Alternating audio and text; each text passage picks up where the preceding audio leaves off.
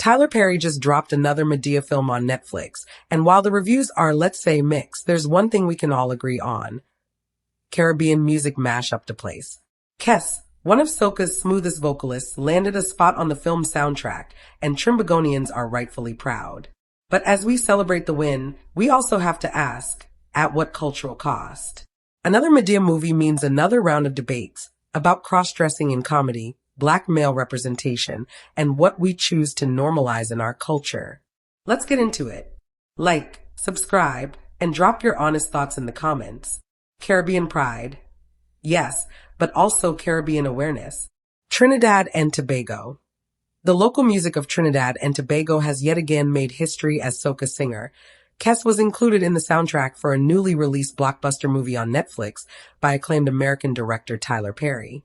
That's a serious accomplishment. Soca finally getting the global love it deserves, not just in carnival, but in cinema. The movie titled Medea's Destination Wedding premiered on Netflix on July 11th and has since been the talk of the Caribbean by fellow West Indians for the inclusion of their own music in the production. KES was also given credits at the end of the movie for his song that was used, Love It. Respect to Perry's team for clearing the track properly and crediting KES on a global platform. That track's sweet like sugar and Mobby. Following the release, locals have called this another remarkable moment for Trinbago music culture as it takes center stage in a global production. And they're right. It's a proud moment. But we also have to step back and ask what kind of production we're getting that spotlight in. Notably, the Caribbean is featured throughout this movie by Tyler Perry as it is shot on the island of the Bahamas. The movie particularly features scenes filmed at Altantis Paradise Island.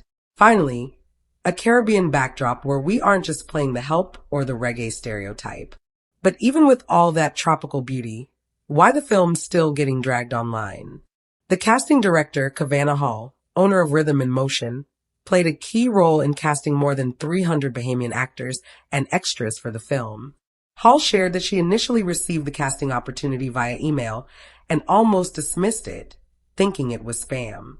She said, "Honestly, I thought it was a scam, but when I got the call from Tyler Perry Studios, that is when I knew it was real."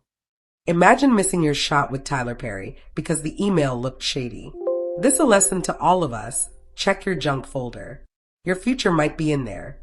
With its tropical setting and homegrown talent, Medea's Destination Wedding is not just a win for entertainment, but a proud moment for the Bahamian film community, she added. And let's give credit where it's due. Perry Studio put real Bahamian actors to work, and that kind of local involvement is a big win for representation.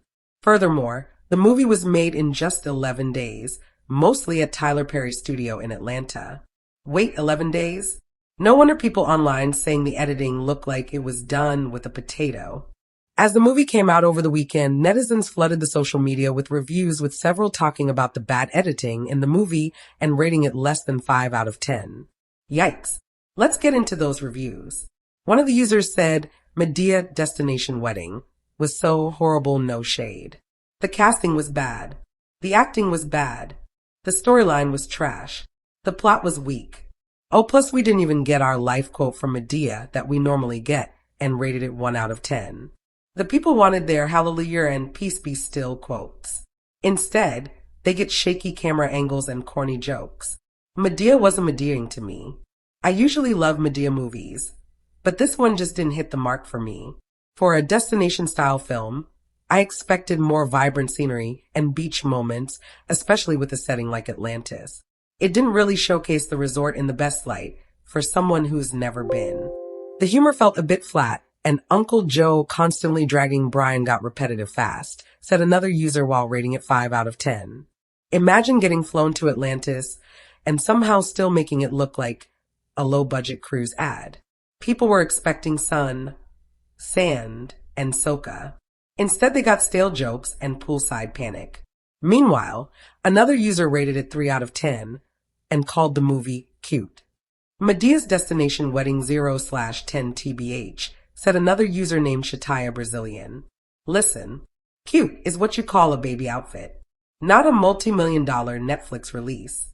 The bigger issue, the Madea dilemma. Let's step back from the jokes. Tyler Perry is a billionaire, a mogul, a force in Black media.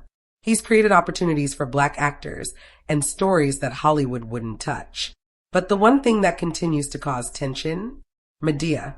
The character. The dress. The image. Black men dressing up as exaggerated, aggressive Black women is a comedy trope that's been recycled for decades. And when it's the main image people associate with Black storytelling, it's fair to ask, what does that do to our boys? Especially when so many of us grew up without fathers or male figures who embodied strength, love, discipline, and guidance. We already have enough trauma in our communities. Do we really need to keep laughing at Black men being feminized for mainstream approval? And let's not forget, we already have a first openly gay prime minister in the Caribbean, Mia Mottley.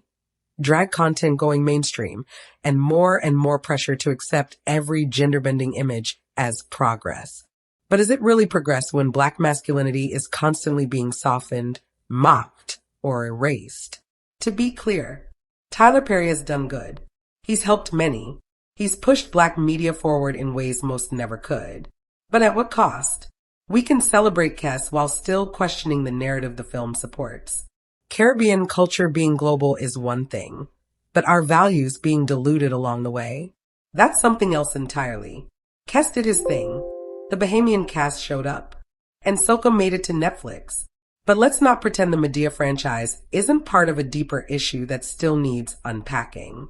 Some of us don't watch Tyler Perry movies anymore, not because of hate, but because we're tired of the same stereotypes being pushed under the disguise of jokes and representation. What do you think? Was this a cultural win or a watered-down version of Caribbean pride? Is Tyler Perry helping Black representation or making us the punchline? And what Soca track would you want in the next big Netflix release? Comment below, hit like, and subscribe for more honest, unapologetic Caribbean commentary. This is Bacchanal Buzz, where we call it sweet when it's sweet and call it out when it's sour.